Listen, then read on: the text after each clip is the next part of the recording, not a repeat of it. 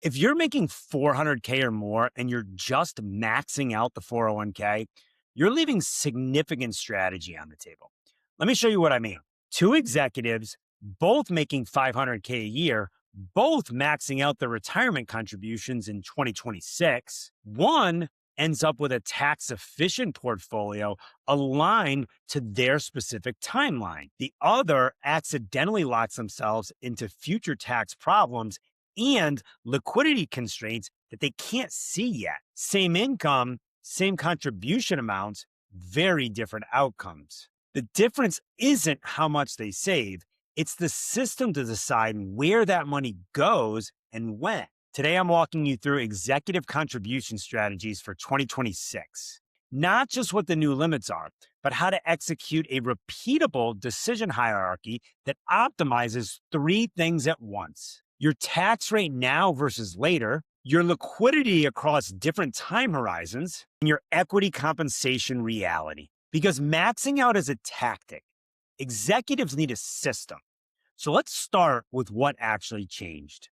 The 2026 elected deferral limit for 401ks, 403bs, and most 457 plans is $24,500. That's up from $23,500 in 2025.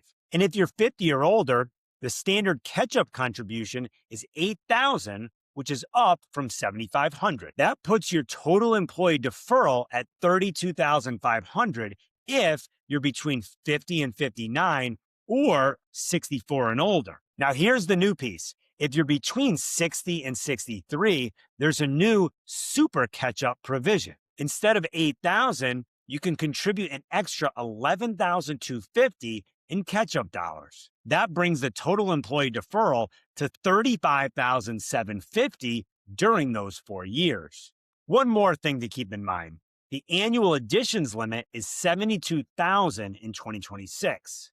That's the ceiling for everything: employee deferrals, employer match, profit sharing, and after-tax contributions if your plan supports them. Now, most executives won't hit that ceiling. But if you're in a position where your employer contributes significantly to your plan or allows for after-tax contributions, this number matters. One last technical note. There's a wage threshold of $150,000 that determines whether your catch-up contributions must go into a Roth account. If your prior year wages exceeded that threshold, then your catch-up dollars for 2026 are required to be Roth, not pre-tax. I'll come back to what that means in a minute. Those are the numbers. Now, let's talk about the strategy. The problem that most high earners face isn't undersaving. It's saving into the wrong tax bucket at the wrong time without realizing it. So here's the framework I use with executive clients. I call it the contribution hierarchy. Think of this as your order of operations, a repeatable system you can execute every year, even as your income, equity comp, and tax situation evolve. Step one is capture free money. If your employer matches contributions, you contribute at least enough to get the full match. This is the highest return you'll ever get, immediate and risk-free. Step two is fund high certainty tax advantage accounts. For most executives, that's your health savings account if you're eligible, and your core 401k contribution up to the $24,500 limit. The HSA is triple tax advantage, deductible going in, grows tax-free, and comes out tax-free for qualified medical expenses. If you're healthy and can afford to pay medical costs out of pocket, the HSA becomes a very tax-efficient wealth-building vehicle. Step three is decide your bucket. This is where people get stuck: pre-tax or Roth. I'll give you the decision model in a moment, but the key insight is this. For most executives, this isn't a one-time choice. It's a decision that you revisit every year based on your current marginal tax rate and your future flexibility. Step four, if your plan allows it, consider after-tax 401k contributions with in-plan Roth conversions. This is what is known as the Mega Backdoor Roth. You contribute after-tax dollars beyond the $24,500 limit and up to the $72,000 annual addition ceiling, and immediately convert those dollars to Roth. Not every plan supports this, and not every executive has the cash flow to fund it. But if both are true, it can be a very powerful lever. Step 5, if you make too much for direct Roth IRA contributions, coordinate your backdoor Roth IRA strategy.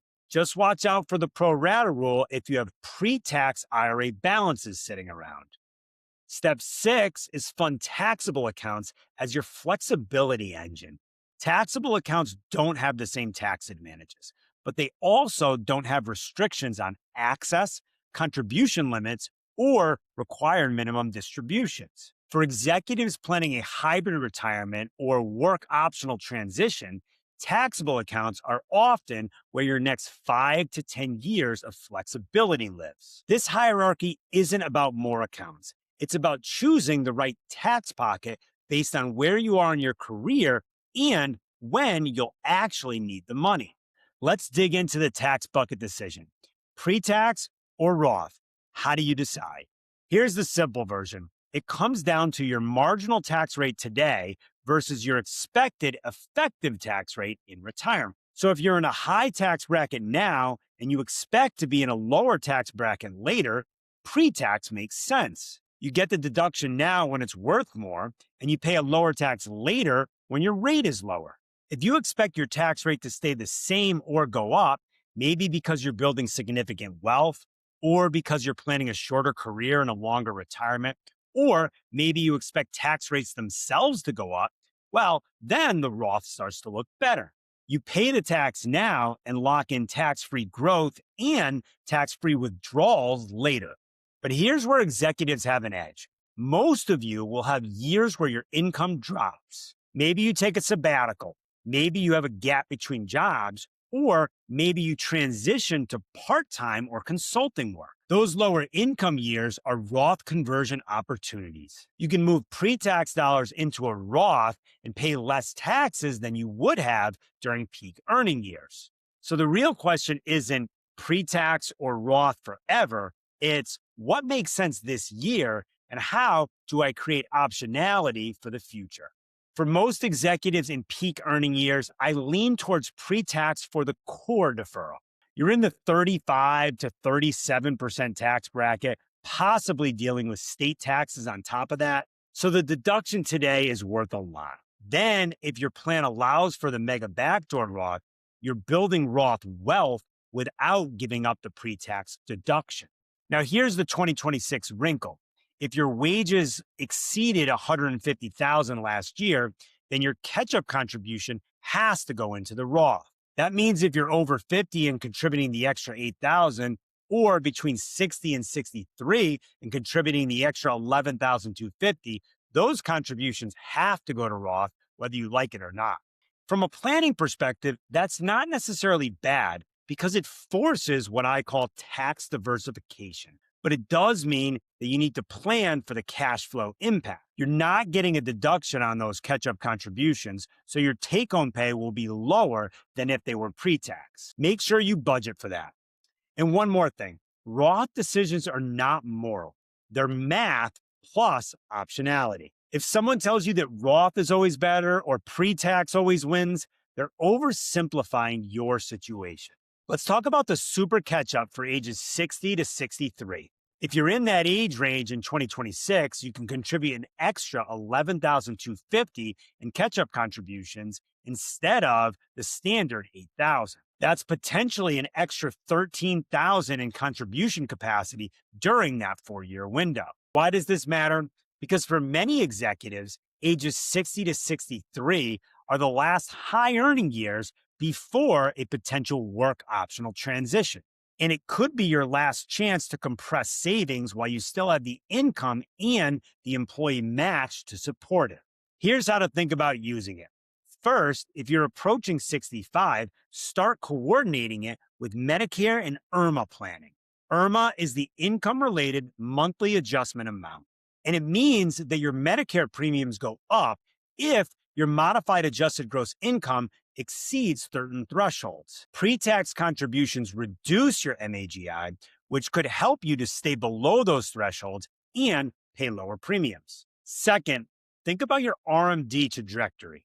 If you're building large pre-tax balances and you expect required minimum distributions to push you into higher income brackets later, the super catch up gives you a window to add more Roth via the forced Roth catch up rule.